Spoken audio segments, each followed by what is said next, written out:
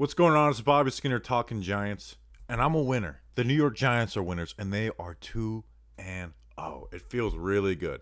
It was an ugly win, but a win is a win, especially if you're a Giants fan. I mean, we hadn't won a Week 1 game since 2016. Check. We hadn't won a Week 2 game since 2017. Check. I mean, 5 years without winning a Week 1 or Week 2 game, and now we are 2-0 with a first-year head coach regime where they tore down the roster a bit, didn't have any cap space to add guys, and they find a way to get 2-0. Coaching matters. And that's my game ball goes to Wink Martindale. Like, the defense won this game, obviously, hold the Panthers to 16 points.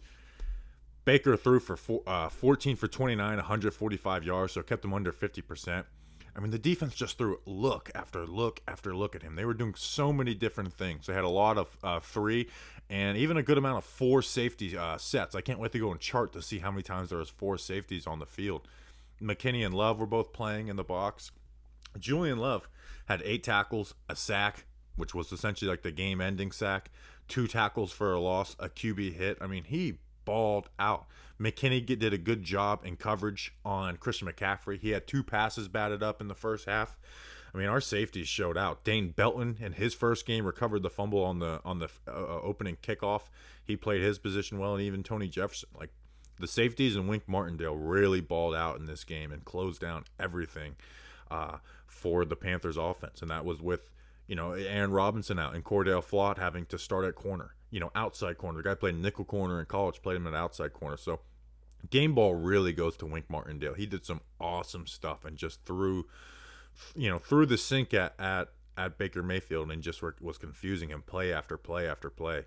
On the inside, a lot of the pressures, because they were able to get pressure this week, came from Leonard Williams, who left the game, but when he was in the game, he balled. Like on the O'Shane Ximines sack, Leonard Williams made that play, and then O'Shane did had a good second effort versus Kim Ekwonu to get that sack. Dexter Lawrence was getting pressure up the middle.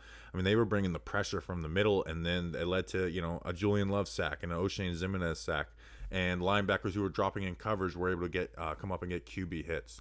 And even O'Shane Ximines, he had that sack, good second effort play, a nice tackle on a third down screen. Like, he did well in what his role was. So the defense, man, was just fun to watch. I really can't wait to go and break down this defense, because they just threw different looks all game long at Baker Mayfield and shut him down. Shut Ben McAdoo.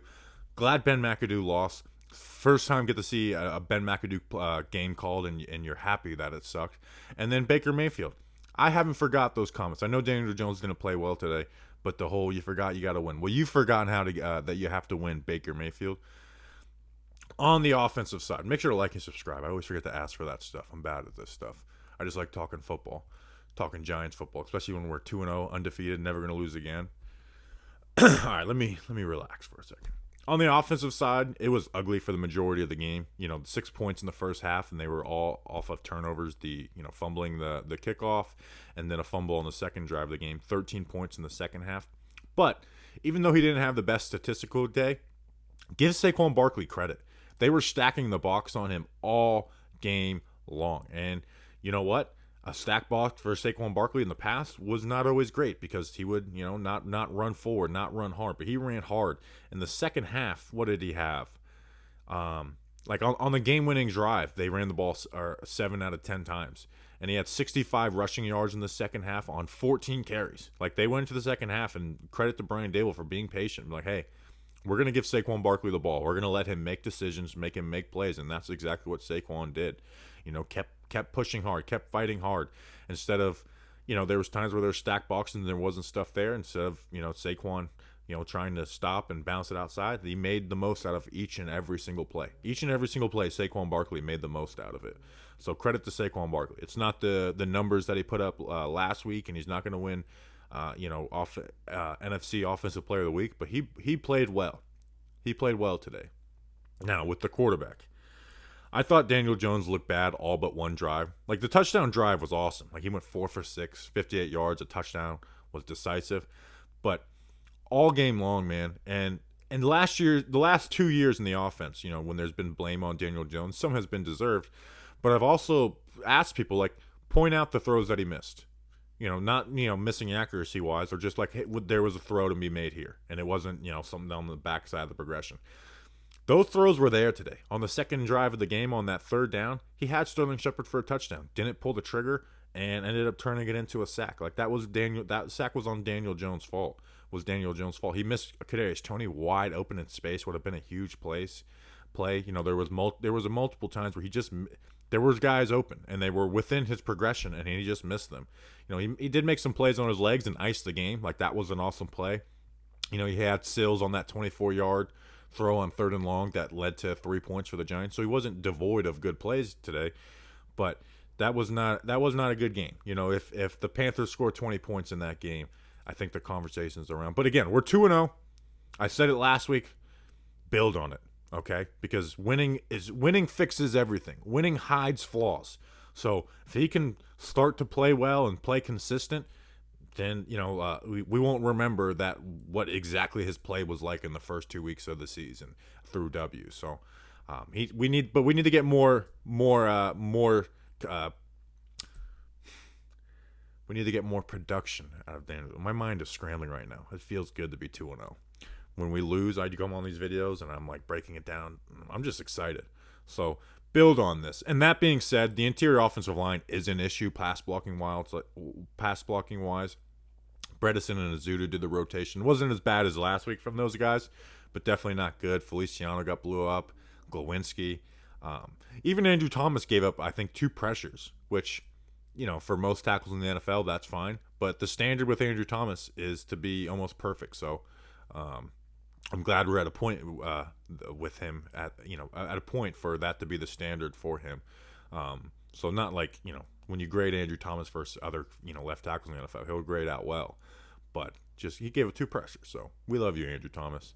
Evan Neal wasn't perfect, but you know, the sack on the sack to Brian Burns, again, that ball should have been out.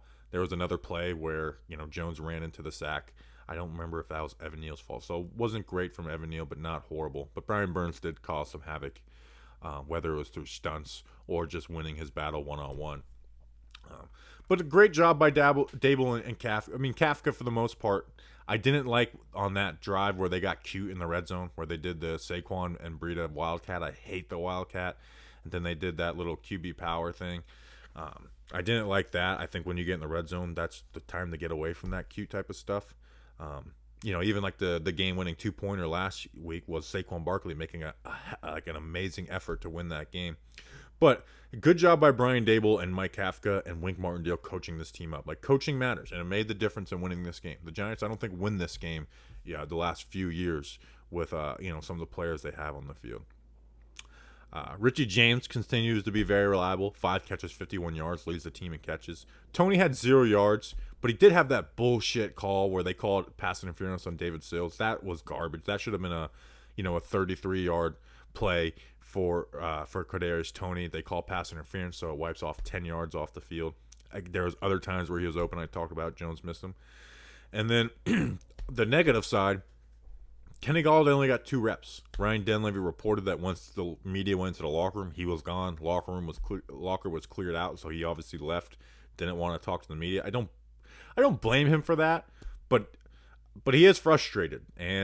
But the Giants coaching staff is frustrated with him too. Like, they told, Brian Dable said in his presser that he told Kenny Golladay earlier in the week that they were going to go with David Sills. So it's just a bad situation because of the contract Kenny Golladay is on. So it's not this regime and coaching staff's fault, but it does suck that, you have Kenny Golladay, for this big contract and you only gave him 2 plays. So, but I'm not mad at the coaching staff for that. It's just a bad situation all around. They did score a touchdown on one of his 2 plays though.